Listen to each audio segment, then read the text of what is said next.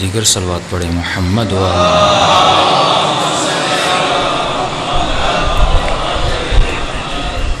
ایک مرتبہ سورہ فاتحہ پڑھیں بانیان مجلس کے مرحومین کے لیے، حاضرین مجلس کے مرحومین کے لیے اور تمام تر شہداء ملت کے لیے۔ بسم اللہ الرحمن الرحیم، الحمد للہ رب العالمین الرحمن الرحیم مالک یوم الدین، ایاک نعبد و ایاک نستعین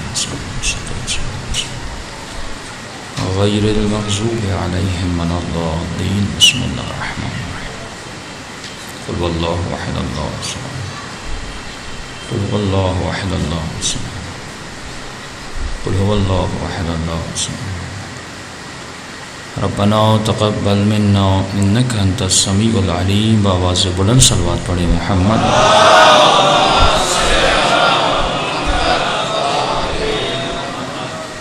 بسم اللہ الرحمن الرحیم،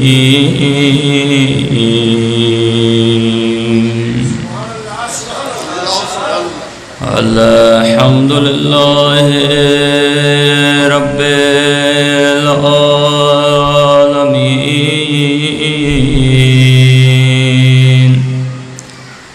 الحمد للہ کما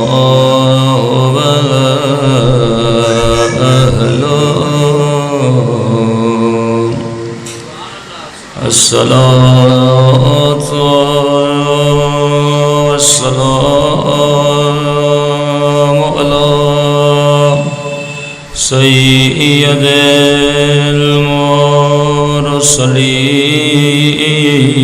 المرسلین وخاتم النبیین ابی القاسم محمد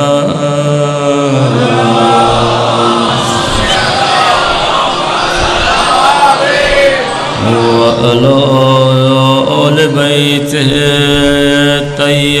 الطیبین الطاہرین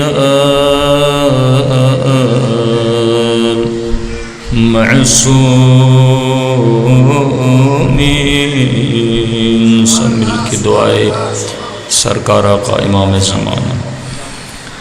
اللہم کل ولیک حجت ابن الحسن صلواتک علیہ وعلی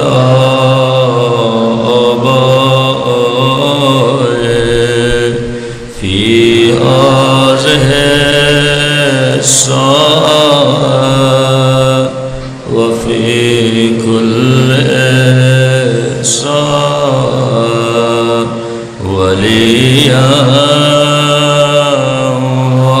وحافظا وقائدا وناصرا ودليلا وعينا حتى تسكنه أرضك طوعا وتمتعه فيها طويلا برحمتك يا أرحم الراحمين۔ صلوات پڑھیں محمد۔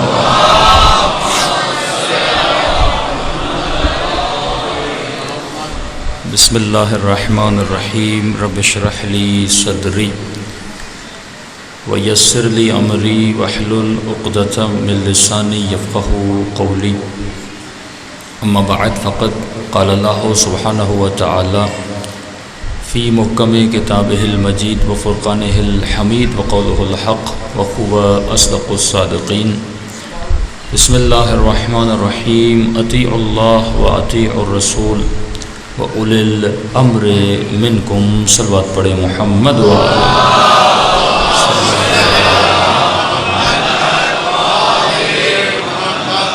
پروردگار عالم اس ماہ عبادت میں، ماہ ضیافت خدا میں ہم سب کی عبادتیں قبول فرما دے، اور جس مقصد کی وجہ سے آج اس فرش پہ جمع ہوئے ان مقاصد میں ہم سب کو کامیابیاں کامرانیاں نصیب فرما دے۔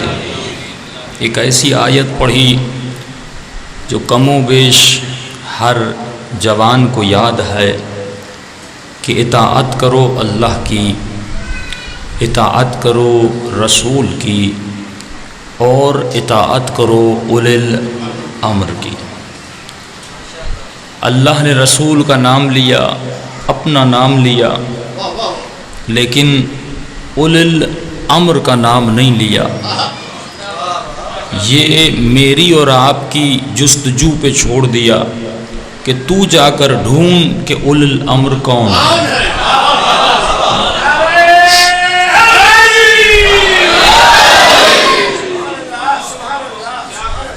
اولی الامر وہی ہو سکتا ہے جو صف نبوت میں رہتا ہو،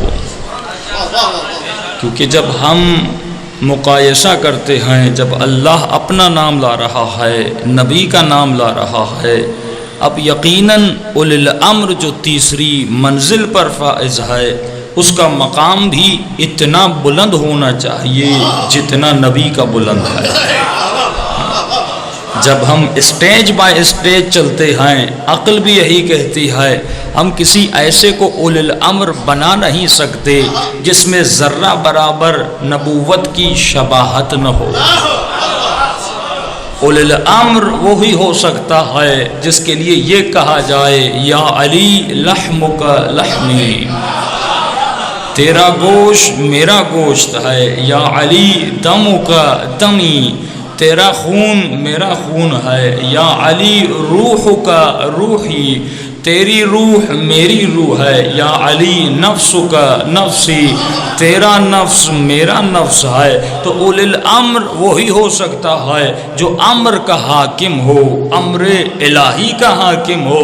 بعض علماء فرماتے ہیں یہاں پر خود امر کو سمجھنا بہت ضروری ہے۔ یہ امر کیا ہے؟ پوچھا گیا یا رسول اللہ امر کیا ہے؟ نبی نے کسی تشریح میں قرآن میں یہ فرمایا، جب لوگوں نے روح کے بارے میں سوال کیا یا رسول اللہ یہ روح کیا ہے؟ فرمایا قل الروح من امر ربی، یہ روح بھی امر پروردگار عالم ہے۔ اولی الامر وہ ہے جس کی امر پر حکومت ہو۔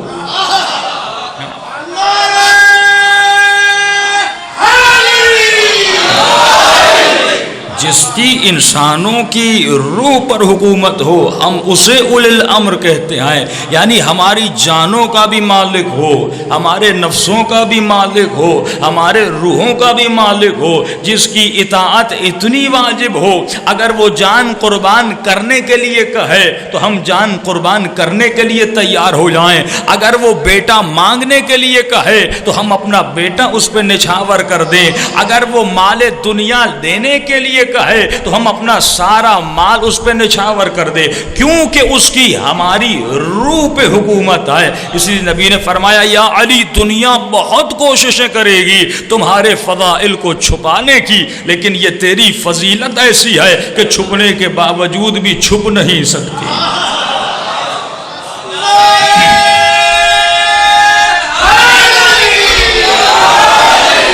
کیونکہ یہ اللہ کا وعدہ ہے، اے علی تو میرے فضائل کو پڑھتا جا، تو میرے فضائل کو بیان کرتا جا، میں خدا بھی وعدہ کرتا ہوں تا قیامت تمہارے فضائل کو زندہ رکھوں گا۔ کتنی دنیا نے کوشش کی، آج یہ مقام فخر بھی ہے، مقام خوشی بھی ہے۔ کل وہ فضائل جو ہم پڑھتے تھے ہمارے مد مقابل میں آنے والے ان فضائل کو مانتے نہیں تھے. ہم علی کو مولا کہتے تھے، وہ ماننے کے لیے تیار نہیں تھے. ہم باب مدینۃ العلم کہتے تھے، وہ مانتے تو تھے لیکن تھوڑا بڑھاوا کر دیتے تھے. کسی کو دیوار بنا دیا، کسی کو بنیاد بنا دیا، کسی کو چھت بنا دیا، کسی کو کنڈا بنا دیا. لیکن آج خود کہتے ہیں نہیں، اگر دروازہ ہے تو بس علی ہے. ارے ہم کہہ کر تھک گئے، اگر مولا ہے تو علی ہے. آج خود کہہ رہے ہیں کہ علی ہی مولا ہے. علی کا طرز زندگی منافقت کی موت ہے. علی کا طرز زندگی منافقت کی موت ہے. اے ہماری دستگاہ حق کا سیدھا راستہ حسینیوں کی زندگی امید و جہاد ہے. شہید کربلا کا غم نجات ہے حیات ہے. شہید کربلا کا غم نجات ہے حیات ہے.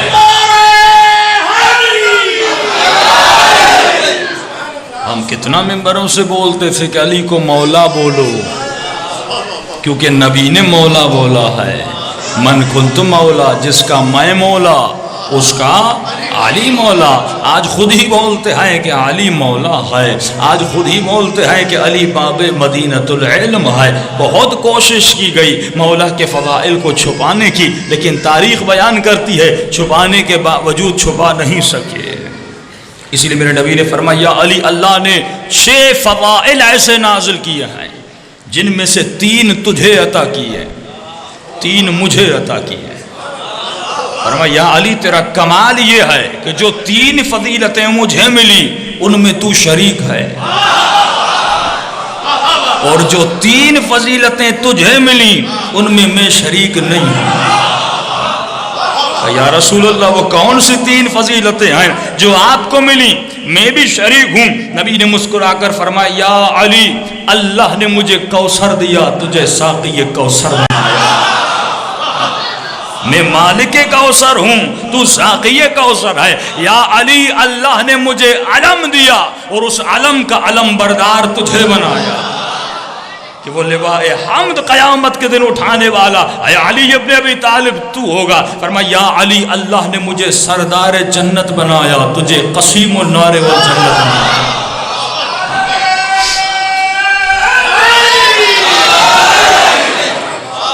یہ فضیلتیں تمہاری ہیں. یا رسول اللہ، وہ 3 فضیلتیں کون سی ہیں جو میرے پاس تو ہیں لیکن آپ کے پاس نہیں ہیں؟ فرمایا یا علی، سب سے پہلی فضیلت جو تجھے ملی مجھے نہ ملی، اللہ نے تجھے مجھ جیسا سسر دیا.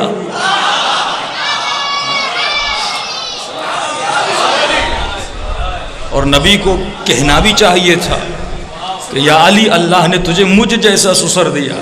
اور مجھے کیسے سسر دیے؟ تیرا سسر نبی، میرا سسر.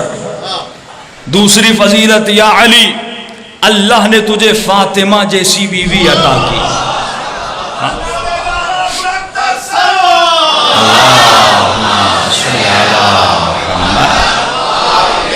تجھے سیدہ جیسی زوجہ عطا کی. کسی کو کائنات میں ایسی زوجہ نہیں ملی. تیسری فضیلت یا علی، اللہ نے تجھے جوانوں نے جنت جیسے بیٹے عطا کیے، کسی کو عطا نہیں کیے. آج ایک پیغام دینے آیا ہوں اذان محترم، دنیا نے بہت کوشش کی میرے مولا کو برا بلا کہا جائے، میرے مولا کے فضائل کو روکا جائے. 70 سال ممبروں سے میرے مولا پر سب کیا گیا، اور آج یہ کہا جاتا ہے اس شخص سے اتحاد کیا جائے، اس شخص کو برا بلا نہ کہا جائے. میں دوسروں کو تو ذمہ دار نہیں ہوں لیکن اپنی طرف سے ذمہ دار ہوں. ہم ہر کسی کے لیے اتحاد کرنے کے لیے تیار ہیں، لیکن اس سے اتحاد ممکن نہیں جس نے ممبروں پر میرے مولا کو برا بلا کہا. ہرگز ممکن نہیں جس نے ممبر پر میرے مولا کو برا بلا کہا. ارے شیعوں کو کیا ہو گیا؟ آج طاہر القادری اہل سنت کے ہیں، بڑا آرٹیکل لکھتے ہیں امیر شام کے بارے میں، فرماتے میں ہر کسی کو صحابی مان سکتا ہوں، اس کو میں صحابی نہیں مان سکتا. جس کے لیے روایات ہیں، احادیث ہیں، قرآن کی آیتیں ہیں، جس کے لیے نبی نے فرمایا عمار تجھے ایک باغی ٹولہ مارے گا، اور کہا اے مسلمانوں جو مارنے والا ہے کبھی اس کی صف میں نہیں جانا، وہ ظالم ہے، کبھی اس کی فیور نہ کرنا، ورنہ قیامت کے دن اس کے ساتھ تجھے اٹھایا جائے گا۔ جس نے امام حسن کے جنازے پہ تیر چلوائے ہوں، جس نے میرے مولا کے خون کے جگر زہر آلود نکلوائے ہوں، جس نے ممبروں پر 70 سال علی کو برا بلا کہا ہو، جس کے لیے نص قرآن ہے کہ لعنت اللہ علی القوم الکاذبین، خدا جھوٹوں پر لعنت بھیجتا ہے، جس کے ساتھ حسن ابن علی نے صلح کی۔ پہلی شرط یہ تھی میں تم سے صلح کر رہا ہوں، آج کے بعد ممبر پر علی کو برا بلا کہنا بند کرو گے۔ اس کا مطلب برا بلا کہا جاتا تھا۔ دوسری شرط تھی جتنے بنی ہاشم قیدوں میں ہیں ان کو آزاد کرو گے، اس کا مطلب قیدوں میں موجود تھے۔ تیسری شرط جتنے بنی ہاشموں کا وظیفہ تم نے بند کیا ہے ان کو دوبارہ وظیفہ دو گے۔ چوتھی شرط امام حسن نے بیان کی تھی اپنے بعد کسی کو اپنا جانشین نہیں بناؤ گے۔ چاروں شرطوں پر عمل نہ ہوا، نہ میرے مولا پہ سب بند ہوا، نہ میرے مولا کو برا بھلا کہنا کسی نے بند کیا، نہ بنی ہاشم کو قید سے آزادی ملی، نہ غریب سادات کا وظیفہ ملا، نہ اس نے اس پہ عمل کیا کہ جانشین نہ بنانا۔ اپنے بعد یزید ملعون جو شرابی تھا اور خاندانی شرابی تھا، یہ نہیں کہ صرف یہ خود شراب پیتا تھا، اس کو اس کی جگہ پر بٹھایا۔ اب قرآن کیا کہتا ہے؟ لعنت اللہ علی القوم الکاذبین، اے مسلمانوں جھوٹوں پر لعنت بھیجو، یہ اللہ کا قانون ہے۔ آج نوجوان کہتے قبلہ وہ بھی فضائل اہل بیت پڑھ رہے ہیں، ہم بھی پڑھ رہے ہیں۔ آج کل وہ سچویشن چینج ہو گئی ہے، پہلے یہ تھا وہ مصائب نہیں پڑھتے تھے، پہلے یہ تھا وہ علی کے فضائل نہیں پڑھتے تھے، آج جو آپ پڑھتے ہیں وہ بھی پڑھتے ہیں۔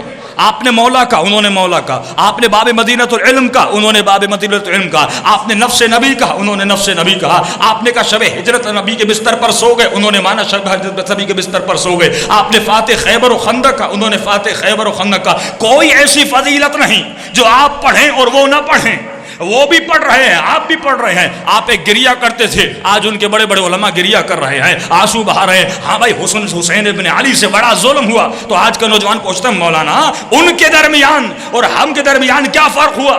بس کیا نماز کا فرق رہ گیا؟ ہم کھول کے پڑھتے ہیں، وہ باندھ کے پڑھتے ہیں، کیا بس کلمے کا فرق رہ گیا؟ آج تو وہ بھی کہتے ہیں علی کو ہم بھی ولی مانتے ہیں، ہم بھی کہتے ہیں علی ولی اللہ، تو فرق کہاں پر رہ گیا؟ ایک بہت بڑا واضح فرق ہے ان کے درمیان اور ہمارے درمیان۔ وہ قاتل کو بھی مانتے ہیں، مقتول کو بھی مانتے ہیں، ہم قاتل پہ لعنت بھیجتے ہیں، مقتول کا ساتھ دیتے ہیں۔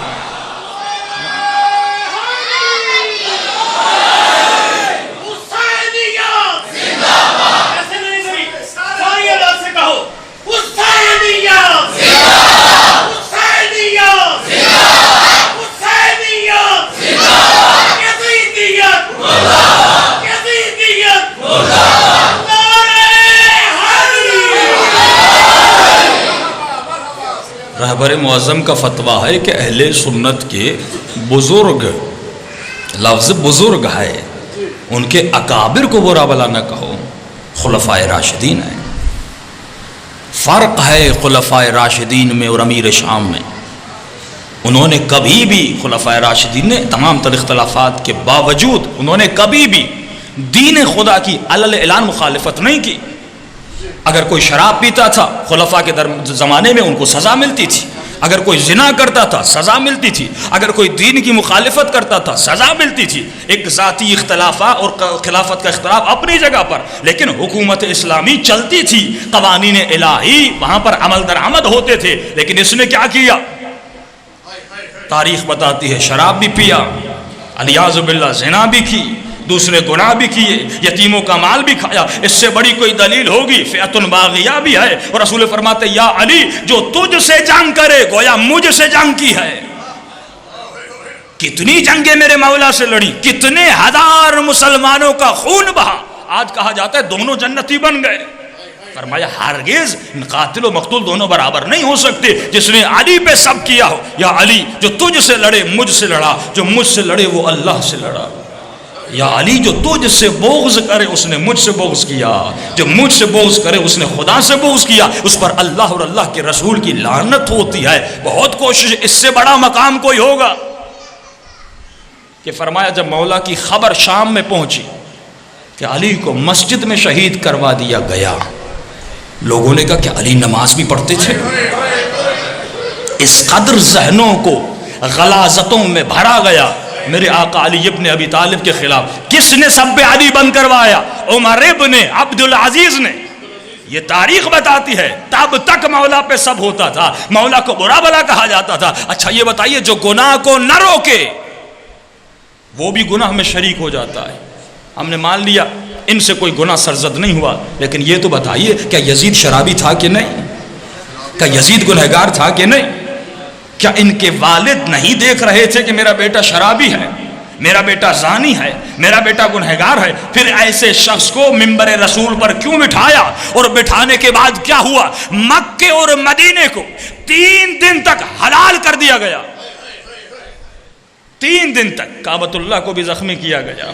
کتنی تعداد میں علیاذ باللہ حرام زادے مکے اور مدینے میں پیدا ہوئے. کس کی وجہ سے؟ ہم کہتے ہیں صرف یزید پہ لعنت نہ بھیجو، جس نے یزید کو یزید بنایا اس کے لیے آپ کا کیا کہنا ہے؟ وہی جملے جو کربلا کے میدان میں میرے آقا حسین ابن علی فرماتے ہیں نانا میں ان سے شکایت کروں گا، لیکن ان سے زیادہ ان سے شکایت کروں گا جنہوں نے وہ کام کیے کہ آج حسین کو کربلا میں آنا پڑا، آج جس کی وجہ سے ہمارے حق کو غصب کیا گیا. لیکن اللہ کا وعدہ ہے اے اہل بیت رسول دنیا تمہارے فضائل کو چھپانا چاہے گی لیکن ہم تمہارے فضائل کو عیاں کریں گے. اے خدا کیوں؟ فرمایا کیونکہ کسی جنگ میں کسی ملعون نے علی کے چہرے پہ لعاب دہن پھینکا. علی اٹھ کے کھڑے ہو گئے، چہل قدمی کرنے لگے. مشہور واقعہ ہے، مولا نے اسے شہید کیا. لوگوں نے پوچھا یا علی آپ نے کیوں نہیں مارا؟ مولا کا تاریخی جملہ ہے، مولا فرماتے علی کبھی بھی اپنے دشمن کو نہیں مارتا. علی کبھی بھی اپنے دشمن کو نہیں مارتا، یا مصطفیٰ کے دشمن کو مارتا ہے یا اللہ کے دشمن کو مارتا ہے.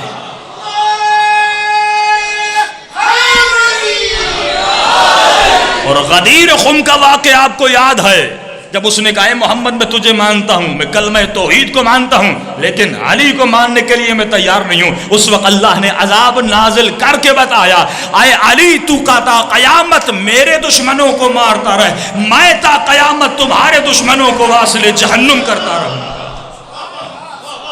یہ اللہ کا وعدہ ہے. اس سے بڑی فضیلت بہت سارے فضائل ہیں میرے آقا علی ابن ابی طالب کے. اس سے بڑی کوئی فضیلت ہوگی کہ ولادت کعبے میں ہو اور شہادت مسجد میں ہو.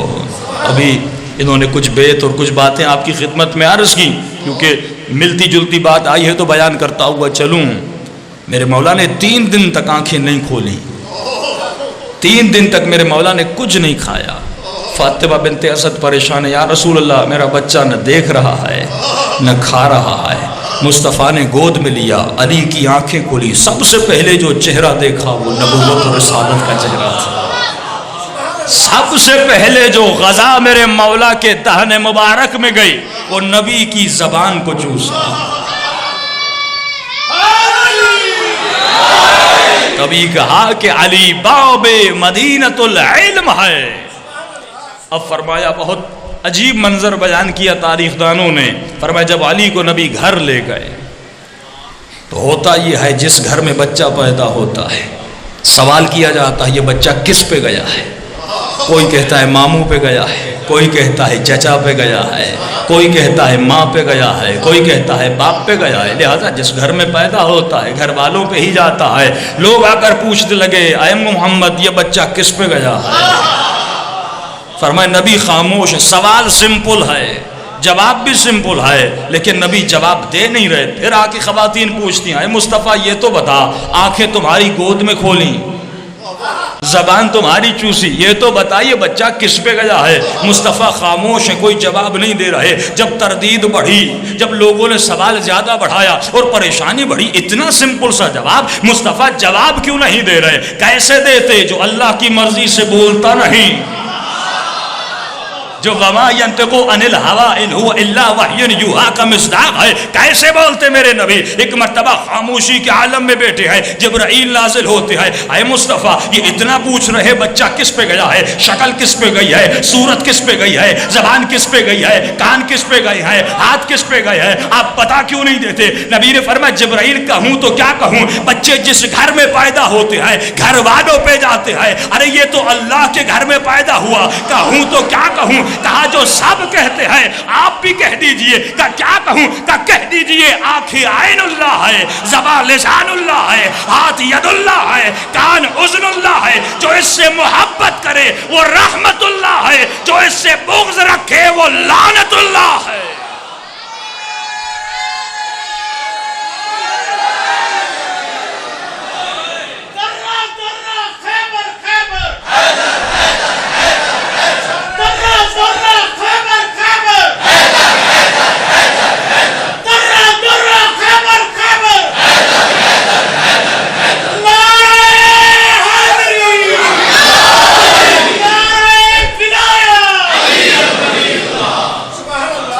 اس سے بغض کرے اس پہ اللہ کی لعنت ہے.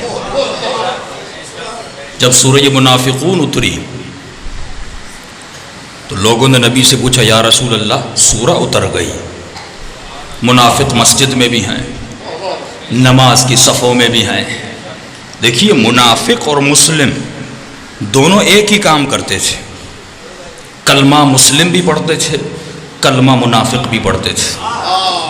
لا الہ الا اللہ وہ بھی پڑھتے تھے، محمد رسول اللہ وہ بھی پڑھتے تھے. منافق اسی لیے کہا گیا زبان پر کچھ ہے اندر کچھ ہے.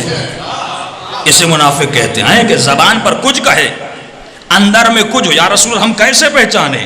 صفوں میں وہ بھی کھڑے ہیں، ہم بھی کھڑے ہیں، نماز ہم بھی پڑھ رہے ہیں، وہ بھی پڑھ رہے ہیں، روزے ہم بھی رکھ رہے ہیں، وہ بھی رکھ رہے ہیں، عبادت ہم بھی کر رہے ہیں، وہ بھی کر رہے ہیں. یا رسول اللہ کیسے پتا چلے؟ فرمایا ایک ہی نشانی ہے منافق کو پہچاننے کی.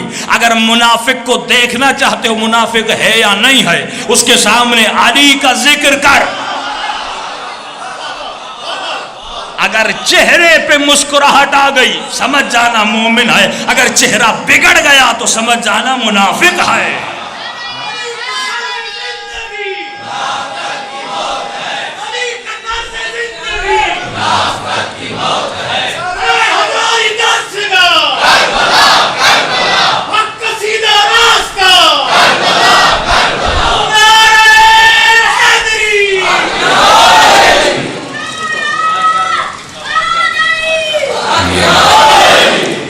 فرمایا ان کے ماننے سے قلوب بھی طاہر ہوتے ہیں.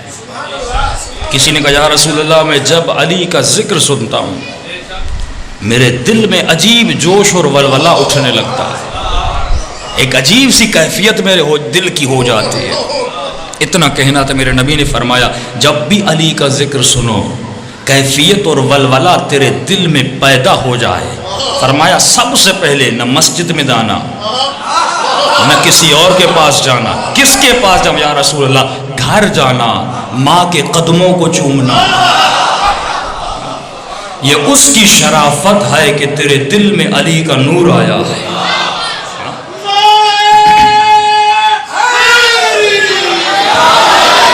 جس کی محبت علامت ایمان ہو، جس کا بغض علامت نفاق ہو، اس مولا اور اس ہستی کے ماننے والے. آج میں نوجوانوں کو مخصوصاً اس زمانے میں سوشل میڈیا کا زمانہ، فیس بک کا زمانہ، بہت کوشش کی جا رہی ہے اور یہ نعرے بھی لگائے گئے، بہت ساروں نے مارے کہ علی اور معاویہ بھائی بھائی، بے قصور بے خطا.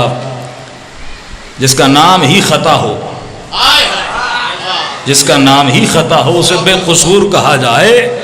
مولا علی کے جملے ہیں، مسجد میں گئے فرمایا دنیا نے علی کو اتنا گرایا، اس سے بڑا دکھ علی کے لیے نہیں تھا. دنیا نے مجھے اتنا گرایا کہ فلاں کے ساتھ ملا دیا.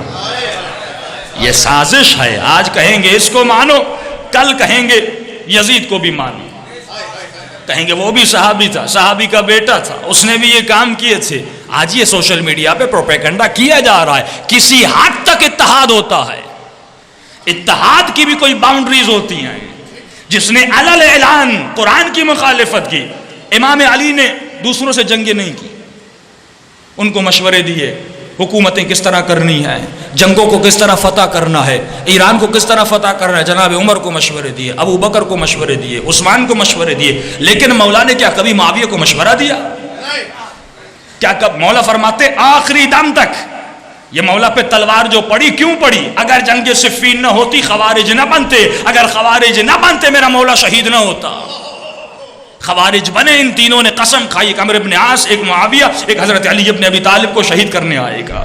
اگر یہ نہ بنتے، مولا فرماتے آخری دنوں تک مولا اس کوشش میں تھے ایک اور جنگ ہو جائے تاکہ اس فتنے کو زمین سے اٹھا لیا جائے۔ اگر یہ تمہارا عقیدہ ہے کہ خلفاء راشدین اولی الامر ہیں، ان کی اطاعت واجب ہے، تو علی بھی خلیفۃ المسلمین تھے، علی بھی اولی الامر ہے، تو جس نے علی کی اطاعت نہیں کی اس کے بارے میں آپ کا کیا کہنا ہے؟ جو علی ابن ابی طالب کے مقابلے میں آ گئے اس کے بارے میں آپ کا کیا کہنا ہے؟ جس نے ممبروں پر میرے مولا کو برا بھلا کہا اس کے بارے میں آپ کا کیا کہنا ہے؟ مولا فرماتے ہیں ہر چیز میں کمپرومائز ہو سکتا ہے، لیکن کبھی بھی ظالم کے ساتھ کمپرومائز نہیں ہو سکتا، جس کی وجہ سے کربلا برپا ہوئی۔ اب سنیے مولا علی کے جملے۔ مولا فرماتے بہت سارے لوگ مومن تھے، لیکن یہ وقت ایسا ہے، یہ مخصوصاً آپ کے لیے گفتگو کر رہا ہوں، لیکن نوجوانوں کو ایک پیغام یہ دے دوں۔ اکثر کہتے ہیں مولانا ہمیں مناظرہ کرنا نہیں آتا، ہم حدیثیں، روایتیں، قرآن کی آیتیں یاد نہیں کر سکتے۔ میں ہمیشہ ممبر سے یہ جملہ کہتا ہوں، ایک دلیل اپنے ذہنوں میں بٹھا دیجئے، ایک چیلنج اپنے ذہنوں میں بٹھا دیجئے، جہاں بھی پھنس جائیں بس ایک بات کریے فضیلت اہل بیت کے لیے، کہہ دیجئے ہمارا کھلا چیلنج ہے، آپ ہمارے اماموں کا کوئی استاد ڈھونڈ کے بتائیے۔ کھلا چیلنج ہے، کوئی استاد بتائیے سوائے رسول کے، سوائے علی کے، کوئی استاد بتائیے جو گھر کے باہر والا ہو اور جس نے حسن کو پڑھایا ہو، حسین کو پڑھایا ہو، چوتھے امام زین العابدین کو پڑھایا ہو، پانچویں امام محمد باقر کو پڑھایا ہو، چھٹے امام جعفر صادق کو پڑھایا ہو، ساتویں امام موسیٰ کاظم کو پڑھایا ہو، اسی طرح ہمارے کسی بھی امام کا کوئی استاد ڈھونڈ کے دکھاؤ۔ لیکن ہم چیلنج کرتے ہیں، 4 مکاتب کے جو امام ہیں وہ ڈائریکٹ یا انڈائریکٹ جعفر صادق کے شاگرد پائے جاتے ہیں، یعنی منبع محمد بلند سے بلندتر سلام، اللہم صلی علی محمد آل محمد۔ خود امام ابو حنیفہ فرماتے ہیں لولا سنتان لہلک نعمان، اگر 2 سال میں خدمت جعفر صادق میں نہ جاتا تو میں ہلاک ہو جاتا۔ ان کے بڑوں نے بھی کہا لولا علی لہلک فلاں، اگر علی نہ ہوتے فلاں ہلاک ہو جاتا۔ یعنی جن کے در سے ہدایت ملے، نجات ملے، یہ کیسا قانون ہے؟ آپ کو علم حاصل کرنا ہو شاگرد سے لیں گے یا استاد سے لیں گے؟ یہ تو عقل مندی کا تقاضا ہے۔ میں نے بارہا کسی مجلس میں اشارہ کیا تھا، اگر آپ کا جسم کے اندر کوئی بیماری ہو جائے، آنکھیں خراب ہو جائیں مثال کے طور پر، آپ کیسے ڈاکٹر کے پاس جائیں گے؟ جو خود اندھا ہو جائیں گے؟ ایک ڈاکٹر ہو کہ بھائی میرے پاس ایسی دوائی آج لگاؤ گے 1 ہفتے میں سر کے بال نکل آئیں گے، لیکن خود گنجا ہو کوئی جائے گا؟ کہے گا بھائی ڈاکٹر صاحب اللہ کا خوف تو کریے، پہلے اپنا علاج کریے پھر ہمارا علاج کریے۔ جس کا اپنا ایک دانت نہ ہو کہتے لوگ آ جاؤ تمہارے دانتوں کا علاج کرتا ہوں، جائیں گے؟ جس کی اپنی کمر ٹوٹی ہوئی ہو رو کے آ جاؤ میں تمہارے کمر کے درد کو ٹھیک کرتا ہوں، جائیں گے؟ نہیں جائیں گے۔ یہ بچگانے میں مثالیں، ہر بچہ اس کو سمجھ سکتا ہے، یہ سمپل عقلی دلائل ہیں، کبھی نہیں جائیں گے۔ اچھا کس کے پاس جائیں گے؟ جو آنکھوں کا ماہر ہو، جس کی اپنی آنکھیں صحیح ہوں، جس کی اپنی انتڑیاں صحیح ہوں، جس کی اپنی ہڈیاں صحیح ہوں، جس کی اپنی نظر صحیح ہو، جس کے اپنے دانت صحیح ہوں، جس کے اپنے بال ہوں، اس کے پاس جائیں گے نا۔ دل کا علاج کرنا ہے کس کے پاس جائیں گے؟ بیسٹ ڈاکٹر ڈھونڈنا ہے، پروفیسر ڈھونڈنا ہے۔ بھائی کیوں؟ کہ غلط علاج ہو گیا تو مر جاؤں گا۔ کتنی پرواہ ہے تجھے اپنے جسم کی، کتنی پرواہ ہے تجھے جسم کی؟ جو جسم مٹی میں مل جائے گا، کیڑے کھا جائیں گے، جس جسم کو کبھی جلایا جاتا ہے، کبھی دریا میں پھینکا جاتا ہے، کبھی مٹی میں دفن کیا جاتا ہے، اس کی اہمیت کیا ہے؟ مرنے کے بعد 2 دن اس کو کوئی اپنے گھر پہ نہیں رکھتا، یہ بدبو میں بدل جاتا ہے۔ اتنی فکر ہے، ایسا ڈاکٹر ڈھونڈنا ہے کہیں موت نہ آ جائے، ایسا ڈاکٹر ڈھونڈنا ہے جسم کا علاج کرنا ہے۔ اچھا جب جسموں کے ڈاکٹروں کے لیے اچھی تلاش ہے تو یہ بتا روح کا ڈاکٹر کیسا ہونا چاہیے؟ جسم کی اپنی بیماریاں، روح کی اپنی بیماریاں، جسم کی بیماری ہیپاٹائٹس، جسم کی بیماری شوگر، جسم کی بیماری بلڈ پریشر، جسم کی بیماری کولیسٹرول، جسم کی بیماری ہیپاٹائٹس بی سی، مختلف بیماریاں ہیں، یہ ہیں جسم کی بیماریاں۔ قبلہ روح کی بیماری کیا ہے؟ روح کی بیماری کفر، روح کی بیماری شرک، روح کی بیماری جھوٹ کا بولنا، روح کی بیماری زنا کا کرنا، روح کی بیماری شراب کا پینا۔ اب اگر روح کا علاج کرنا ہے کسی ایسے کو ڈھونڈو جس نے زندگی میں شرک نہ کیا ہو، زندگی میں بت کو سجدہ نہ کیا ہو، زندگی میں جھوٹ نہ نہ بولا ہو، زندگی میں کبھی شراب کا دیکھا بھی نہ ہو، تو ہم شیعہ صلی اللہ علیہ وسلم، ہمارا چیلنج ہے علی مرتضیٰ نے کیوں کہتے ہیں کرم اللہ وجہہ، کرم اللہ وجہہ، بھائی کیوں کہ سب نے بتوں کو سجدہ کیا، علی نے نہیں کیا، یہ واحد چہرہ ہے جو کبھی کسی بت کے سامنے نہیں جھکا، یہ وہ علی ہیں جو نبی کے کاندھوں پہ سوار ہوئے، جس نے نبی کی زبان کو چوسی، ارے جو نبی کے گھر میں پلے بڑا ہو، جس کے لیے لحم کا لحمی، دم کا دمی، روح کا روحی، نفس کا نفسی، اتنی احادیث و فضائل بیان کی جائے، ہم جائیں تو کہاں جائیں؟ علی کے فضائل نے ہمیں جکڑا ہوا ہے۔ اگر فضائل اہل بیت اور علی ابن ابی طالب نہ ہوتے، ہم دوسروں کے دروازے پہ چلے جاتے جو استادوں کے بھی استاد ہیں۔ تو عقل بھی یہی کہتی ہے کہ ماہر کے پاس جاؤ، جاہل کے پاس نہ جاؤ، عالم کے پاس جاؤ، جاہل کے پاس نہ جاؤ، جس در سے تجھے علم ملے۔ اب جملہ سنیے، مولا علی فرماتے اے لوگو، جسم جب بیمار ہوتا ہے تو آپ کو کوئی سگنل دیتا ہے، آپ کو بھوک لگے گی، ایک احساس پیدا ہوگا بھوک کا، آپ کو پیاس لگے گی، ایک احساس پیدا ہوگا پیاس کا، اگر بخار ہوا تو ٹیمپریچر بڑھ جائے گا، تو آپ اس جسم کا علاج کرنے جائیں گے۔ لیکن اگر کوئی مومن کہے مجھے ہارٹ اٹیک ہوا، میں علاج کرنے نہیں جاؤں گا، اگر علاج کرنے نہیں جائے گا تو اس کی موت واقع ہو جائے گی۔ فرمایا بالکل اسی طرح تمہاری روح جب بیمار ہو جاتی ہے اس کی بھی کچھ نشانیاں ہیں، جسم کا علاج نہیں کرو گے تو موت آئے گی، روح کا علاج نہیں کرو گے تو جنت میں نہیں جاؤ گے، جہنم میں چلے جاؤ گے۔ معالج روح جنت میں جاتی ہے، بیمار روح جہنم کا مزہ جا کر چکھ لیتی ہے۔ مولا فرماتے میرے چاہنے والے ہو اپنے روحوں کا علاج کرو۔ یہ شبہائے قدر کس لیے ہے؟ تاکہ انسان روح کا علاج کرے۔ دعا کس لیے ہے؟ تاکہ روح کا علاج کرے۔ نماز کس لیے ہے؟ تاکہ روح کا علاج کرے۔ یہ روحانی غذا کے لیے ہے۔ اب آپ پوچھیں گے مولانا جب میرا جسم بیمار ہو جاتا ہے، جسم کی نشانیاں ہیں، روح بیمار ہو، پتہ کیسے چلے کہ بیمار ہے؟ کوئی تو نشانی ہونی چاہیے کہ بھائی میرا روح بیمار ہے، جسم بیمار ہوتا ہے، کچھ نہ کچھ ظاہر ہوتا ہے، بھوک لگتی ہے، بلڈ پریشر ہائی ہوتا ہے، بخار ہو جاتا ہے، جسم گرم ہو جاتا ہے، لیکن مجھے پتہ کیسے چلے میری روح بیمار ہے؟ مولا علی نشانی بتاتے ہیں، فرماتے روح کی بیماری کی نشانی جہاں سے سگنل ملتا ہے وہ تمہارا دل ہے۔ کیا مطلب؟ نمازی ہے، روزے دار ہے، علی کا ذاکر ہے، ذکر سننے والا ہے، مجلس میں آتا ہے، گھر ہے، اولاد ہے، سب کچھ ہے، لیکن دل میں سکون نہیں۔ آج یہ مسئلہ ہے، دل بے چین ہے، دل کی بے چینی روح کی بیماری کی نشانی ہے۔ نماز پڑھ رہا لیکن دل میں سکون نہیں، گھر ہے، اولاد ہے، اللہ نے سب کچھ دیا ہے، لیکن کہتے ہیں مولانا عجیب سی بے چینی میرے دل میں ہے۔ مولا فرماتے ہیں یہ دل کی بے چینی روح کی بیماری کی نشانی ہے۔ جو علی والا ہوتا ہے ہر حال میں اس کا دل اطمینان میں ہوتا ہے، گھر میں ہوتا ہے تو مطمئن ہوتا ہے، جیل ہو جائے، قید ہو جائے، وہاں پر بھی سجاد کی طرح مطمئن ہوتا ہے، فقر آ جائے مطمئن ہوتا ہے، امیری آ جائے مطمئن ہوتا ہے، کیونکہ اس کی روح مطمئن ہوتی ہے۔ اچھا مولا کیا کریں یہ روح مطمئن ہو جائے؟ اب ایک فلسفہ سنیے، جب آپ کے جسم کو کسی غذا کی ضرورت ہوتی ہے، مثال کے طور پر جیسے ہم کہتے ہیں رزق جامع، ایک جامع غذا، یعنی آپ ایک ایسی ٹیبلٹ کھائیں جس میں تمام تر وٹامنز پائی جائیں، آپ کے جسم کو وٹامن اے بھی ملے، بی بھی ملے، سی بھی ملے، ای بھی ملے، تمام تر وٹامنز آپ کے جسم کو ملے۔ لیکن اگر کوئی انسان روزانہ کہے میں سبزی کھاؤں گا، گوشت نہیں کھاؤں گا، دودھ نہیں پیوں گا، دہی نہیں کھاؤں گا، مختلف چیزیں نہیں کھاؤں گا، اگر یہ ایک چیز کو کھاتا رہا اس کا جسم کبھی توانا نہیں بنے گا جب تک تمام تر ضروریات جسم میں پوری نہیں ہو جاتی۔ اس کے جسم کو ایک ملٹی وٹامن کی ضرورت ہے جو روزانہ کھائے۔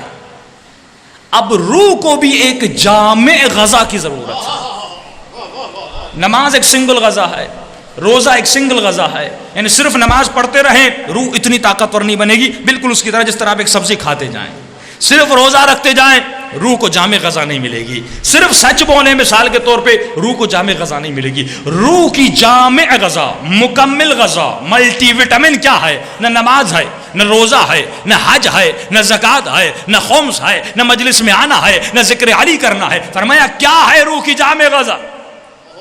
اب اس کو سمجھانا چاہوں گا کہ مثال کے ذریعے سے۔ مولا علی کے اصحاب بڑے گزرے، کچھ ایسے جنہوں نے علی پر جانے قربان کی۔ تاریخ پڑھیے تاکہ اپنے ذہنوں کو کھولیے۔ علی کے ایک بہت بڑے صحابی، نام تھا زبیر۔ زبیر بہت بڑی شخصیت تھی۔ سب سے پہلے جس نے علی کے دفاع میں تلوار اٹھائی وہ زبیر تھا۔ جب مولا کے ہاتھوں میں رسیاں باندھی گئی، گھر سے لے جا رہا تھا تو زبیر نے تلوار اٹھائی۔ اے بنو ہاشم، تمہاری غیرت کو کیا ہوا؟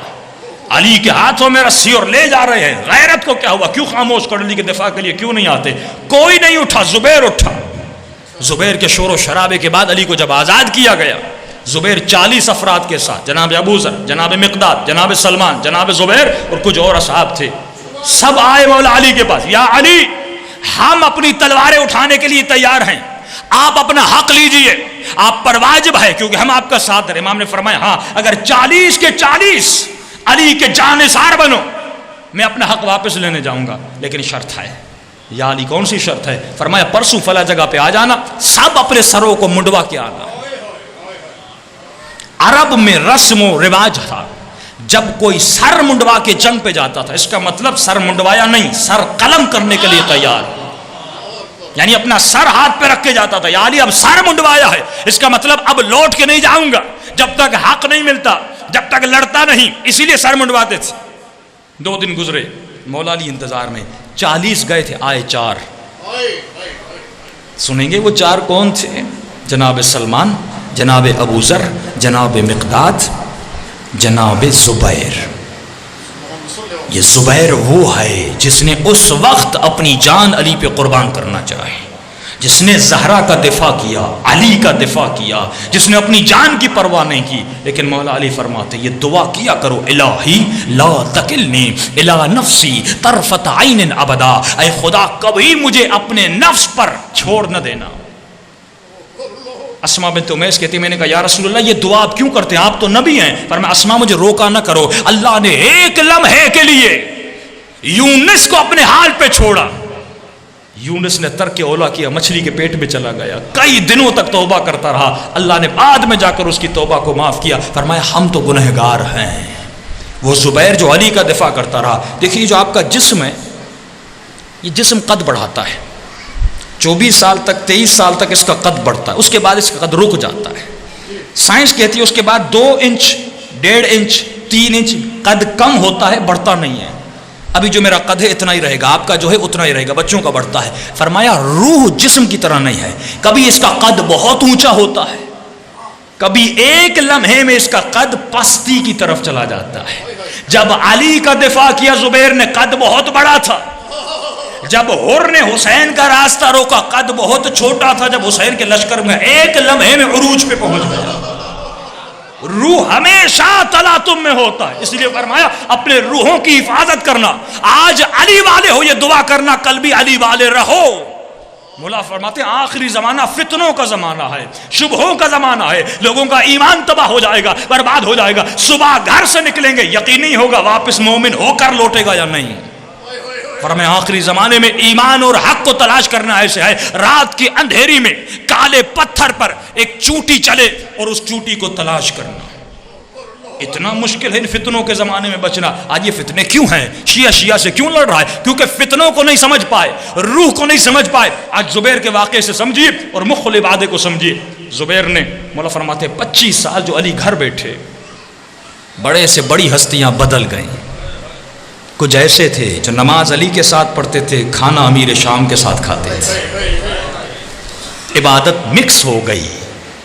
25 سال گزرے، مولا فرماتے 25 سال کے بعد جب میرے آقا حکومت پر پہنچے تو جو 25 سال پہلے فقیر تھے، 25 سال کے بعد وہ امیر بن گئے۔ بڑی اہل سنت کی مسعودی صاحب نے کتاب لکھی ہے، اس میں لکھا ہے کہ نبی کے زمانے میں کون کتنا پیسے والا تھا، 25 سال کے بعد کس کے پاس کتنی دولت آئی۔ فرمائے 25 سال گزرے، زبیر کے پاس اس وقت کچھ نہیں تھا۔ 25 سال کے بعد زبیر کے مدینے میں 4 گھر تھے، مصر میں 2 گھر تھے، مکے میں 2 گھر تھے، گھر کے اندر زبیر کے پاس ملینز کی تعداد میں درہم تھا، سونا تھا، چاندی تھا. علی خلافت پر پہنچے. مولا نے فرمایا خطبہ ہے نہج البلاغہ کا کہ اے لوگوں، جس نے میری خلافت سے پہلے بیت المال سے 1 درہم بھی نکالا ہے، علی اس کے حلقوم سے نکالے گا اور غریبوں تک ان کا مال پہنچا دے گا. ان تک یہ پیغام پہنچا. ولید کو بھیجا گیا، جاؤ علی کو ہماری طرف سے پیغام دو. پہلا پیغام، اے علی ہم سے ڈرو، پورے عرب تم سے نفرت کرتے ہیں. کیوں؟ کیونکہ تم نے ہمارے آباء و اجداد کو جنگوں میں مارا، کسی کے بھائی کو مارا، کسی کے باپ کو مارا، کسی کے چچا کو مارا، مختلف لوگوں کو تم نے مارا ہے، لہٰذا ہم سے تھوڑا مدارا کرنا. دوسری چیز، علی ہماری شرط یہ ہے عثمان کے قاتلوں کو پکڑ کر ہمارے حوالے کرو. تیسری شرط یہ ہے تمہاری خلافت سے پہلے جس نے جو کیا، جو کمایا، اس سے تمہارا نہیں جائے.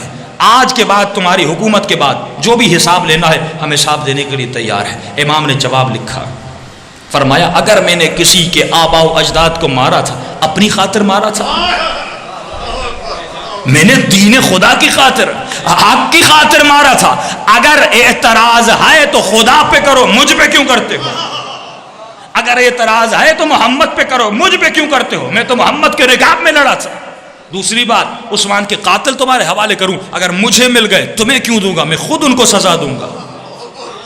رہی تیسری بات کہ پچھلی حکومتوں کا حق تم سے نہ لوں، حساب و کتاب نہ لوں. فرمایا میرے نبی نے فرمایا تھا علی حق کے ساتھ ہے، حق علی کے ساتھ ہے. یہ حق ایسا جو کل کا حساب نہ لے، آج کا حساب لے. فرمایا ہرگز نہیں ہو سکتا. ولید واپس گیا کہ علی تو ماننے والے نہیں. ایک جنگ ترتیب دی گئی جس کا نام بنا جنگ جمل. طلحہ و زبیر کی قیادت میں ایک گمراہ کن جنگ تھی. علی جیسے اس جنگ میں پہنچے، بڑے عجیب جملے ہیں تاریخ کے. فرمایا مولا علی گھوڑے پر سوار ہوئے، میدان کے وسط میں گئے. علی نے ابھی تک تلوار نہیں نکالی، نیام میں ہے. میدان میں کھڑے ہو کر آواز دی، یا ابا عبداللہ، علی تجھے بلا رہے ہیں. زبیر کا لقب تھا ابا عبداللہ، عبداللہ اس کا بیٹا تھا. جناب عائشہ نے کہا زبیر تیری خیر نہیں، کیونکہ علی کے مقابلے میں جا رہے ہو. جو بھی علی کے مقابلے میں گیا بچ کے واپس نہیں آیا. کہا نہیں، علی مارنے کے ارادے سے نہیں آیا، تلوار نیام میں ہے. نام سے نہیں پکارا، لقب سے پکارا. اس کا مطلب علی کچھ بتانا چاہتے ہیں. زبیر وہاں سے چلے، مولا کے مد مقابل آ کر کھڑے ہو گئے. امام نے فرمایا زبیر کچھ باتیں کرنا چاہتا ہوں. کہیے علی. فرمایا زبیر یاد ہے آج سے 30-40 سال پہلے میرے نبی کا زمانہ تھا، ہم آپس میں بیٹھے ہوئے تھے، تو میرے چہرے کی طرف بڑے شوق اور ذوق سے دیکھ رہا تھا. میرے نبی نے پوچھا زبیر علی کو مسکرا کیوں دیکھ رہے ہو؟ تم نے کہا تھا یا رسول اللہ علی میرا رشتہ دار ہے، علی سے مجھے محبت ہے، علی حق ہے، علی ایمان ہے، علی مومنوں کا امیر ہے. اور آپ نے فرمایا اس کا چہرے کو دیکھنا عبادت ہے، میں اس لیے دیکھ رہا ہوں. زبیر کی ماں علی کی پھپھی تھی، رسول کی پھپھی تھی. رشتہ داری کا تعلق بھی ہے، مسلمانیت کا تعلق بھی ہے، ایمان کا تعلق بھی ہے. فرمایا یا رسول اللہ کیوں نہ دیکھوں؟ علی کو دیکھنا عبادت ہے، میرے دل میں بے تحاشا علی کی محبت ہے. نبی نے فرمایا زبیر وہ وقت یاد کرنا جب کچھ ظالم علی پہ ظلم کریں گے، اس وقت مظلوم کا ساتھ دینا، ظالم کا ساتھ نہ دینا. زبیر کہتا یا رسول اللہ کیا یہ ممکن ہے میں علی کو چھوڑ دوں؟ کیا یہ ممکن ہے میں علی کے دامن سے نکل جاؤں؟ کون؟ زبیر کہہ رہا ہے جو علی پہ جان قربان کرنے کے لیے تیار ہے. 25 سالوں میں اتنا بدلا. مولا نے کہا زبیر آج کیا ہو گیا تجھے؟ زبیر شرما کر سر کو نیچے کر کے لشکر میں گیا. بیٹے کو کہا میں نہیں لڑوں گا. لشکر سے واپس نکلا، تانے ملے، علی سے ڈر گئے. کہ علی سے نہیں ڈرا، اپنے نبی کے فرمان سے ڈر گیا. غلطی جو زبیر نے کی، جو حر نے نہیں کی. زبیر نے باطل کو چھوڑا، حق کے پاس نہیں گیا. حر نے باطل کو بھی چھوڑا، حق کے پاس بھی گیا. اگر ہم کسی باطل کو چھوڑتے ہیں تو حق کے پاس بھی جانا ضروری ہے، صرف باطل کو چھوڑنا ضروری نہیں ہے. زبیر لشکر سے نکلتا ہے، آگے بڑھتا ہے. علی کے لشکر سے ایک شخص زبیر کے پیچھے جاتا ہے جو بعد میں جنگ خوارج میں علی کے ہاتھوں سے قتل کر دیا گیا. ایک غافل گیرانہ حملہ کرتا ہے زبیر کے پیٹھ بیچ پہ. زبیر زمین پہ گرتا ہے، اپنی تلوار سے زبیر کا سر قلم کرتا ہے.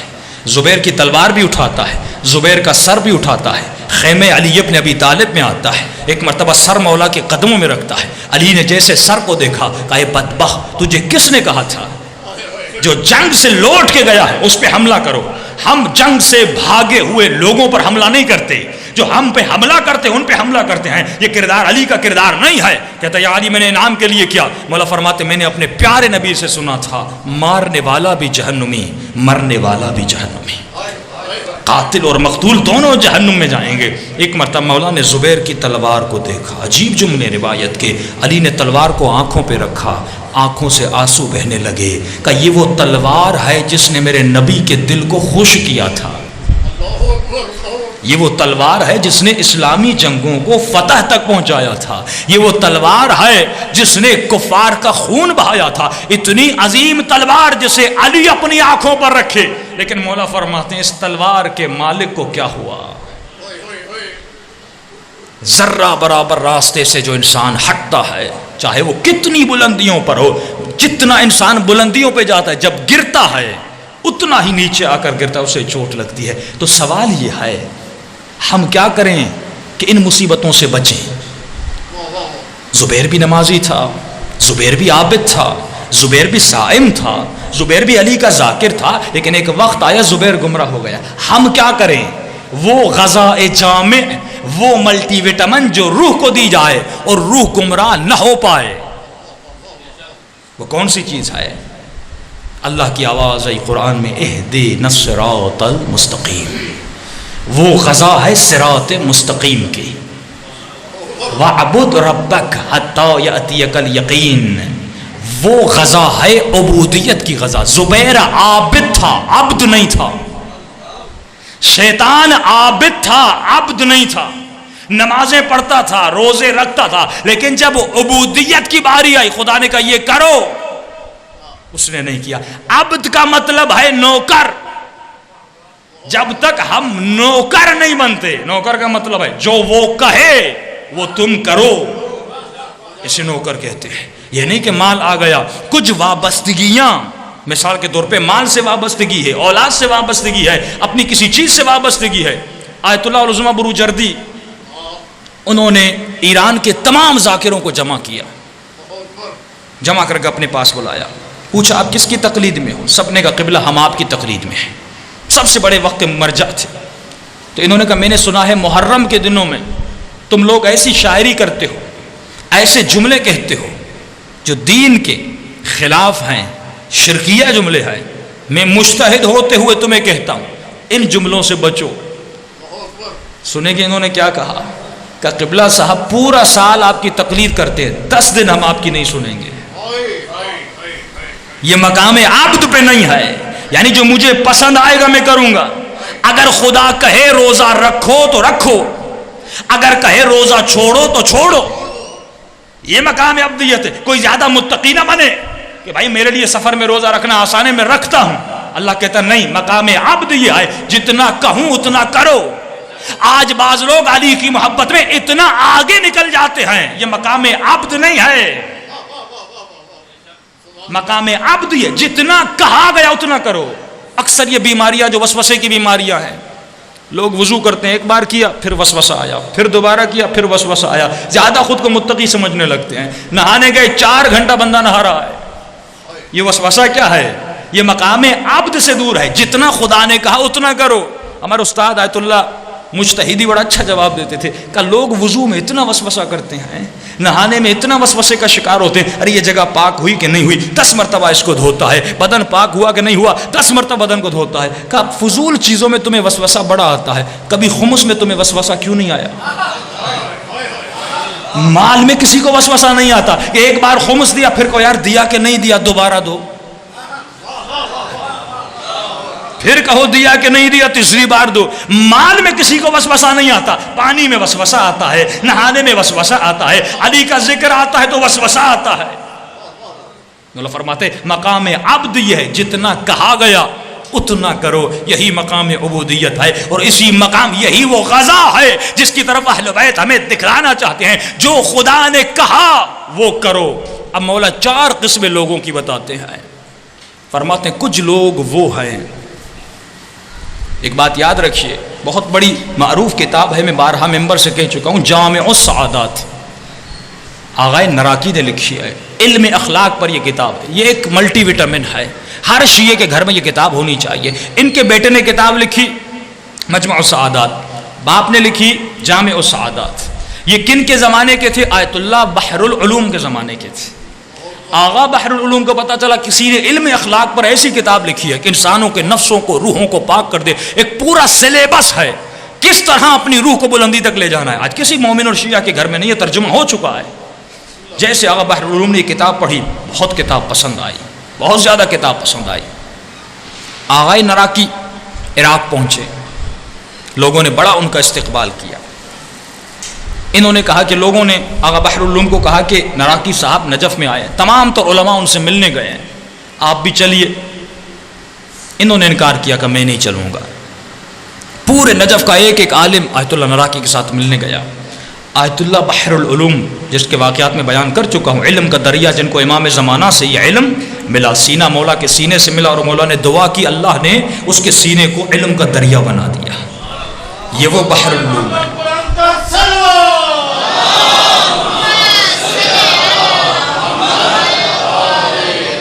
سب مل چکے۔ آغا نراکی نے کہا کہ اپنے شاگردوں کو، جتنے لوگ ساتھ تھے، کہ ہم سب علماء ہم سے ملنے آئے، آغا بحر العلوم نہیں آئے، آؤ چلتے ہیں بحر العلوم سے ملنے کے لیے۔ آغا نراکی صاحب بحر العلوم سے ملنے گئے۔ فرمایا وہ اپنے کمرے میں درس اور تدریس میں مشغول تھے اپنے شاگردوں کے ساتھ۔ یہ جیسے داخل ہوئے، انہوں نے کہا السلام علیکم۔ آغا بحر العلوم نے جواب دیا وعلیکم السلام۔ یہ فوراً جا کے کسی کونے میں بیٹھ گئے۔ ہماری کوشش ہوتی ہے صدر مجلس میں بیٹھا جائے، سب سے پہلے بیٹھے، لوگ پہچانے صاحب بیٹھا ہوا ہے، ٹرسٹی بیٹھا ہوا ہے، انجمن کا صدر بیٹھا ہوا ہے، ہمارا استقبال کیا جائے کہ اونچی جگہ پہ بیٹھا ہوا ہے۔ ارے جگہوں کی اونچائی تمہیں اونچا نہیں کرتی، روح کی بلندی تمہیں اونچا کرتی۔ فرمایا جا کر کونے میں بیٹھ گئے، آدھا گھنٹہ بیٹھے رہے۔ آیت اللہ بحر العلوم ان پر زیادہ کوئی توجہ نہیں دی۔ شاگرد کا قبلہ آیت اللہ نراکی آ گئے ہیں، انہوں نے کہا ٹھیک ہے، کوئی توجہ نہیں دی۔ آغا نراکی آدھا گھنٹہ بیٹھے، پھر اٹھ کے چلے گئے۔ کچھ عرصہ گزرا، پھر انہوں نے کہا کہ کافی دن ہو گئے آغا بحر العلوم کی زیارت نہیں ہوئی، چلتے دوبارہ ان کے پاس۔ لوگوں نے قبلہ، انہوں نے آپ کا احترام نہیں کیا، ایک سمپل سا سلام کیا، آپ کا استقبال نہیں کیا، آپ سے ملے نہیں۔ انہوں نے کہا کوئی بات نہیں، وہ میرے بڑے ہیں، وہ میرے بڑے ہیں۔ پھر یہ جا گئے، وہاں پہ کہا السلام علیکم۔ پہلے انہوں نے سلام کا پورا جواب دیا تھا مستحبات کے ساتھ، اب آغا بحر العلوم نے صرف وعلیکم السلام کہہ کے خاموش ہو گئے، اور بڑی ان کے ساتھ بے رخی، جس طرح ہم کہتے ہیں، بے رخی کا مظاہرہ کیا۔ پھر آغا نراکی صاحب بیٹھ گئے، آدھا گھنٹہ ایک گھنٹہ بیٹھے، پھر اٹھ کے چلے گئے۔ اب لوگوں کو احساس ہوا کہ گویا آغا بحر العلوم ان کی توہین کر رہے ہیں، اتنے بڑے عالم آتے ہیں، کوئی ان کو توجہ نہیں دے رہے، کوئی ری ایکشن نہیں، کوئی احترام نہیں، کسی کے لیے بلند نہیں ہو رہے۔ اب آئے بحر العلوم، آخری دن تھا، اپنے شاگردوں کو کہا اب میں جانے والا ہوں، آخری دن نجف میں، آؤ پھر چلتے ہیں بحر العلوم کے پاس۔ لوگوں نے قبلہ، انہوں نے آپ کی بڑی توہین کی ہے، پہلی مرتبہ ملے نہیں، دوسری مرتبہ صحیح سے آپ کے جواب کا سلام بھی نہیں دیا۔ فرماتے کوئی بات نہیں، وہ میرے بڑے ہیں۔ فرمائیے جیسے آغا بحر العلوم کے پاس جانے لگے، ان کے شاگردوں نے آغا بحر العلوم کو بتایا قبلہ نراکی صاحب آ رہے ہیں۔ اب جب آغا بحر العلوم کو پتا چلا، ننگے پاؤں گھر سے باہر نکلے، گھر کی گلی کے قریب آ کر کھڑے ہو گئے۔ جیسے آغا نراکی آئے، ان کو سینے سے لگایا، فرمایا میں اتنے دن دیکھ رہا تھا جو کتاب تم نے لکھی ہے اس پہ عمل بھی کر رہے ہو کہ نہیں۔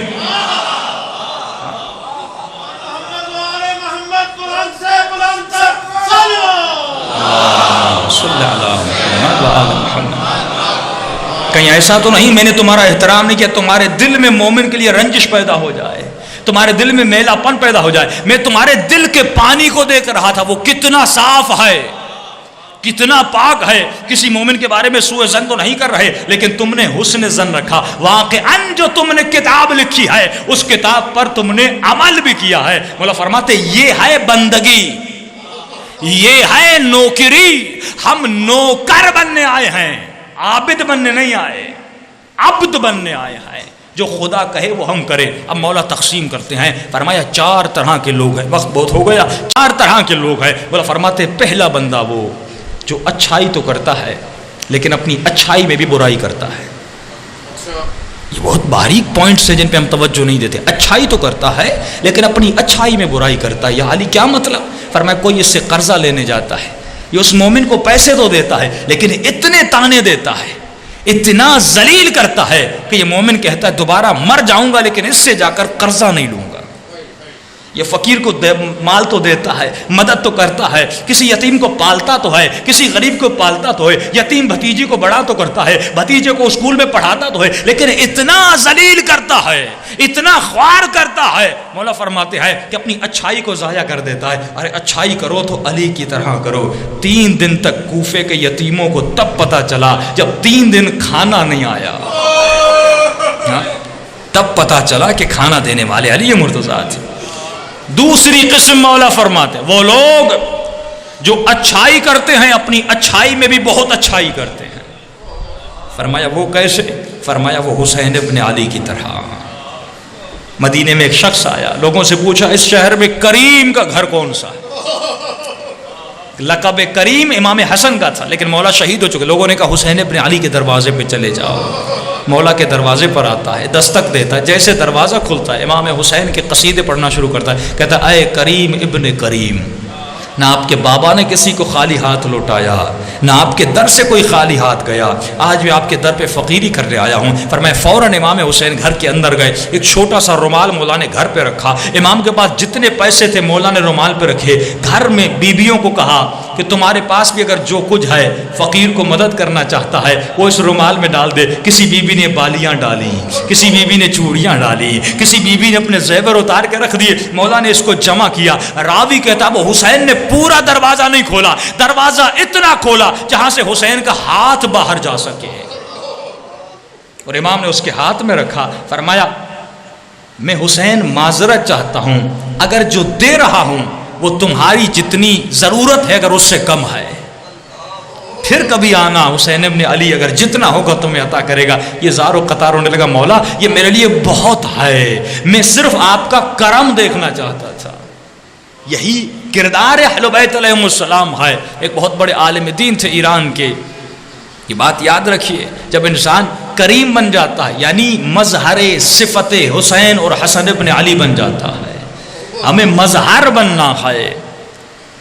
بعض ہم اچھائی کرتے ہیں لیکن اچھائی میں برائی کرتے ہیں.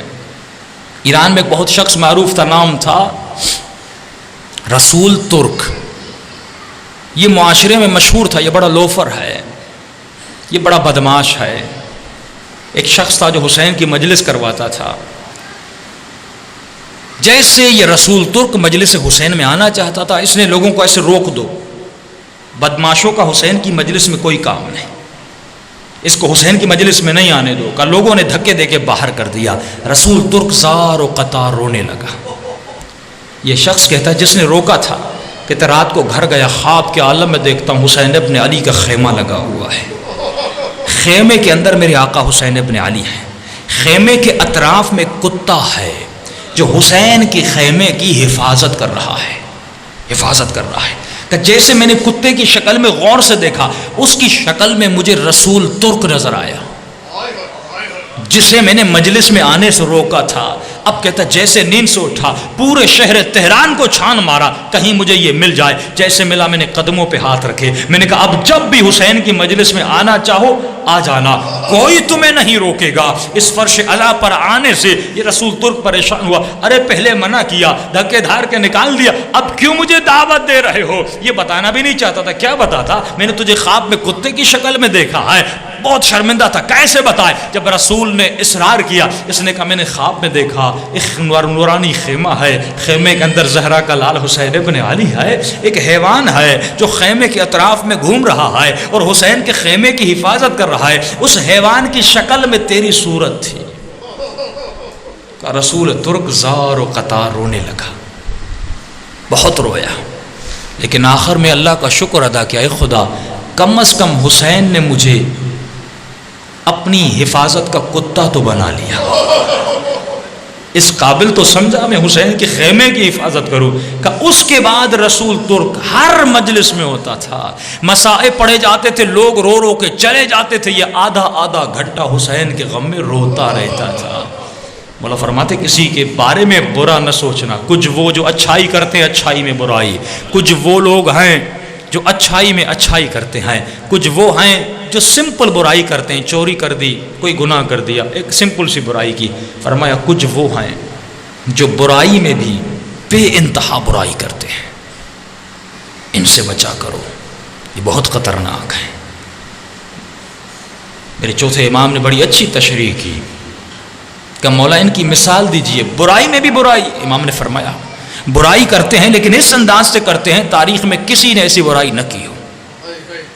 کہ کیسے؟ فرمایا جب عاشور کے دن یہ ہمارے خیموں کو لوٹنے آئے، فرمایا سب خیموں کو لوٹ رہے تھے، ایک ملعون تھا وہ خیموں کو لوٹتے لوٹتے ایک مرتبہ اس کی نگاہ حسین کی انگلی پہ پڑ گئی جس میں انگوٹھی تھی. اس نے چاہا انگوٹھی اتارے، لیکن اس نے کہا اگر انگوٹھی اتاروں گا دیر ہو جائے گی، دوسرے خیموں کو لوٹ لیں گے، مجھے وقت نہیں ملے گا، دوسرے خیموں کو لوٹ لیں گے، مجھے وقت نہیں ملے گا. فرمایا ملعون اتنا قسی تھا، برائی میں بھی برائی کی، اس نے حسین کی انگلی کو کاٹ دیا. کبھی آپ نے سوچا کہ کربلا کے میدان میں یہ لاکھوں کا لشکر جو حسین ابن علی کو شہید کرنے آیا تھا، یہ اگر چاہتا چند گھنٹوں میں پورے لشکر کو شہید کر دیتا. علماء فرماتے یہ جنگ صبح سے لے کر شام تک چلی کیوں؟ یہ ایک ایک کو مارنے کا فلسفہ کیا تھا؟ فرمایا یہ حسین کے دل کو دکھانا چاہتے تھے. اگر ایک حملہ ہوتا سب شہید ہو جاتے، لیکن نہیں، حسین کی نظروں کے سامنے کبھی بھائی کو گراتے، کبھی بیٹے کو شہید کرتے، کبھی بھتیجے کو شہید کرتے، کبھی اصحاب کو شہید کرتے، کہ جب حسین تک و تنہا ہو جائیں مولا کے جگر کو آگ لگانا چاہتے تھے. تبھی ملعون نے یہ کیا. یہاں تک کہ امام نے فرمایا برائی میں بھی برائی، ابھی حسین کا گلا کٹا نہیں انہوں نے خیموں پہ حملہ کر دیا. جتنی اذیت انہوں نے دی کسی نے نہیں دی. کیوں دیتے ہیں؟ فرماتے ہیں جب قلب قسی ہو جاتا ہے اس دل کی حفاظت کرو. اذا کنت فی الصلاۃ فاحفظ قلبک، جب نماز میں کھڑے ہو جاؤ دل کی حفاظت کرنا. اذا کنت بین الناس فاحفظ لسانک، جب لوگوں کے درمیان چلے جاؤ اپنی زبانوں کی حفاظت کرنا.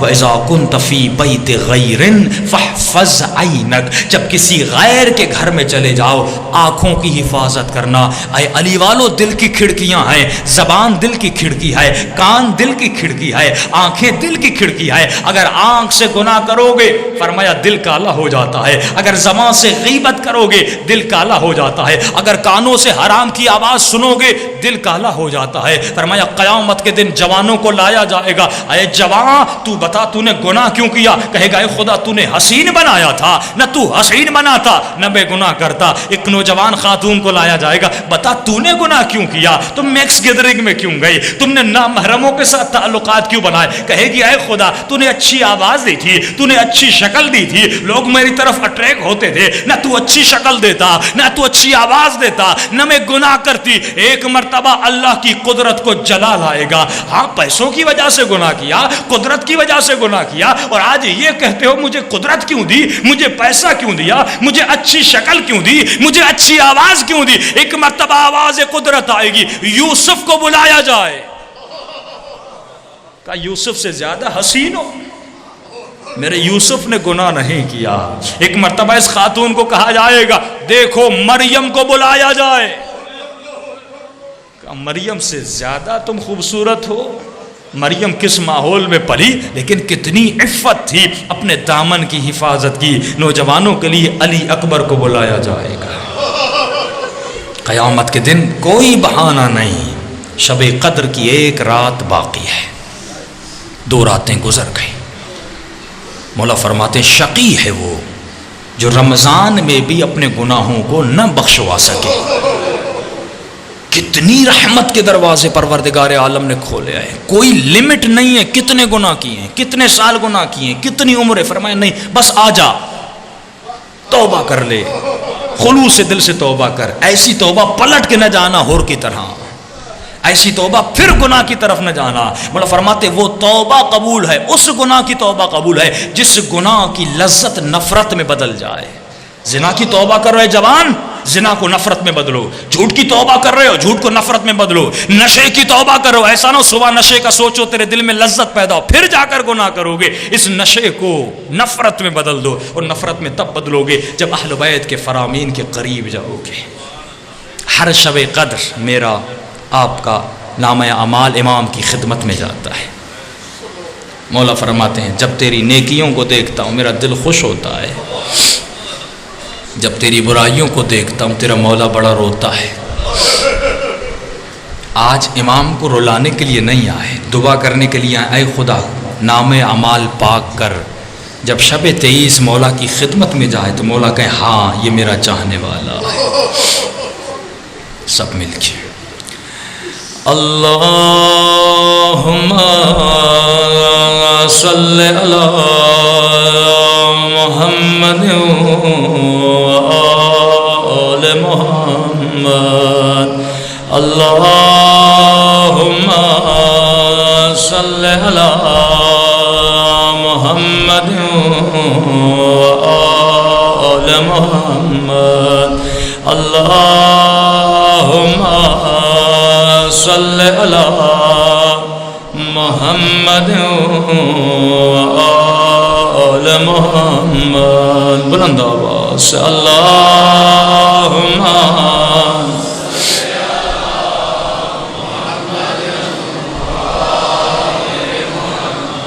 اللہم صلی علی محمد وآل محمد. اللہم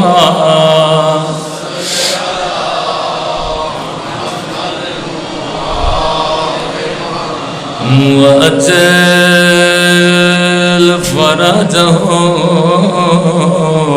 وأجل فرجهم. بلند آواز وأجل فرجهم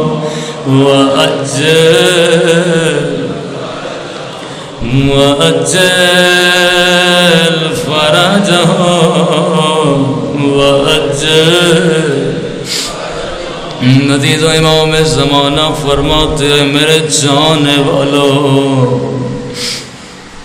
جب بھی صلوات پڑھو تو آخر میں وَأَجِّلْ فَرَجَهُمْ ضرور کہا کرو. اس اجل فرجہم میں دعائے ظہور بھی ہے اور مصائب کے جملے بھی چھپے ہیں. سنیں گے وَأَجِّلْ فَرَجَهُمْ کا ترجمہ کیا ہے. وَأَجِّلْ فَرَجَهُمْ یعنی اے وارث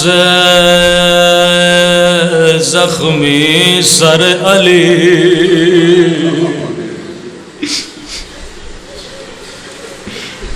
اے وارث مولا علی. امام زمانہ مولا آپ کہاں ہیں. نجف میں علی کے روزے پہ رو رہے ہیں. آج مولا کو کہے نا ایک سلام ہماری طرف سے بھی علی کو پیش کرے. مولا بابا علی کی قبر پہ گریا کر رہے ہیں. یا کربلا میں حسین کو پرسا دینے گئے ہیں. یا مولا شام میں زینب کے روزے پہ رو رہے ہیں. یا شاید مدینے میں ٹوٹی ہوئی قبر زہرا پہ گریا کر رہے ہیں.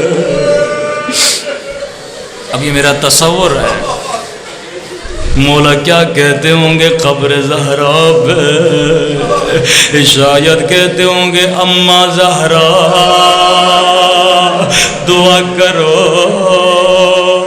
اللہ میرا ظہور کر دے تاکہ میں آپ کی ٹوٹی ہوئی پسلیوں کا بدلا لوں۔ اماں زہرا دعا کرو اللہ میرا ظہور کر دے تاکہ میں اس ظالم سے بدلا لوں جس نے میری پھوپھی زینب کی چادر اتاری۔ اماں زہرا دعا کرو اللہ میرا ظہور کر دے تاکہ میں اس ظالم سے بدلا لوں جس نے میری سکینہ کے در اتارے۔ اماں زہرا دعا کرو اللہ میرا ظہور کر دے تاکہ میں اس ظالم سے بدلا لوں جس نے زخمی ہونٹوں پہ چھڑی ماری تھی۔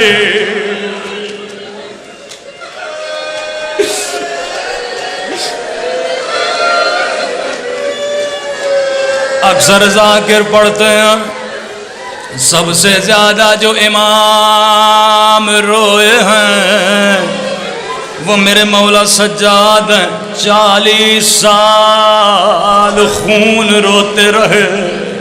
لیکن عزادارو یہ جملہ یاد رکھنا، سجاد 40 سال روئے لیکن 1000 سال گزر گئے، ابھی تک میرا مولا امام زمانہ رو رہا ہے۔ سنو گے کہاں کہاں روتے ہوں گے، کبھی شام کے شہیدوں کی لاشوں پہ، کبھی یمن کے یتیموں کے گھروں میں، کبھی عراق کے شہیدوں میں، بڑا روتے ہیں میرے مولا۔ فرماتے ہیں میرے چاہنے والوں میری معرفت حاصل کرو، تم مجلس سن کے اپنے گھروں میں چلے جاؤ گے، لیکن آئے میرے شیعو ہر روز نماز عصر کے بعد خدا مجھے میرے حسین کا خون بھرا کرتا دکھاتا ہے۔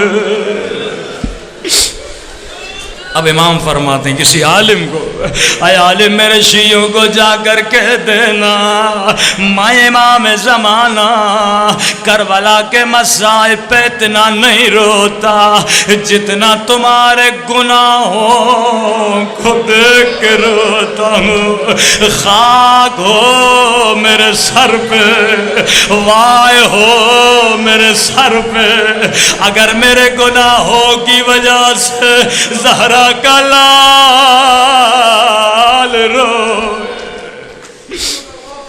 اے خدا ایک شب قدر باقی ہے، آج ہم سب کے گناہوں کو بخش دے، سب مل کے بلند آواز سے یا غفارو یا غفارو یا غفارو یا غفار، بلند آواز سے یا غفار یا غفار، میں بخشنے والے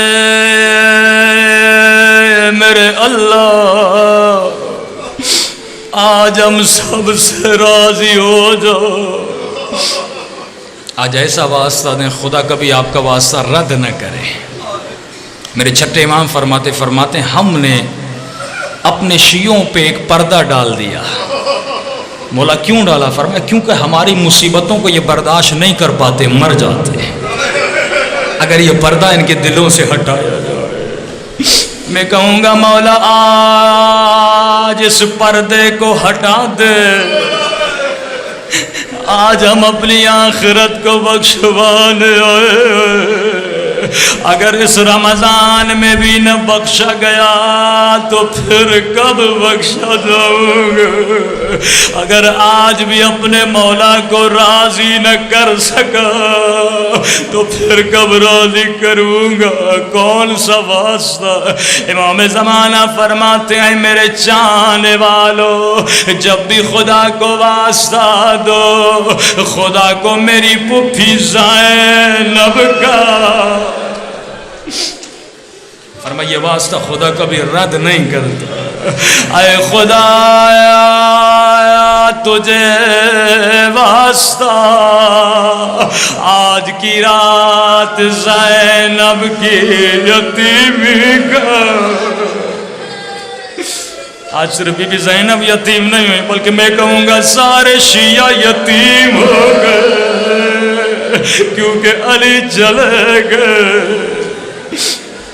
اب رہبر معظم سید علی خامنئی علی کے یہ مصائب بیان کرتے ہیں، فرمایا جب علی کو گھر میں لایا گیا، حسن نے جیسے بابا کا سر دیکھا حسن نے رونا شروع کیا، حسین نے جیسے بابا کا سر دیکھا حسین نے رونا شروع کیا۔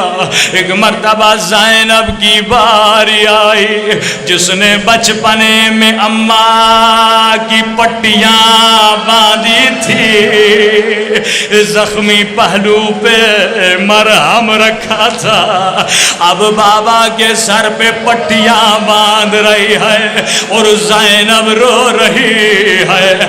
علی نے حسن کو نہیں روکا، حسین کو نہیں روکا، لیکن جیسے زینب نے رونا شروع کیا علی کی فریاد بلند ہوئی، حسن زینب کو روک لو، حسین زینب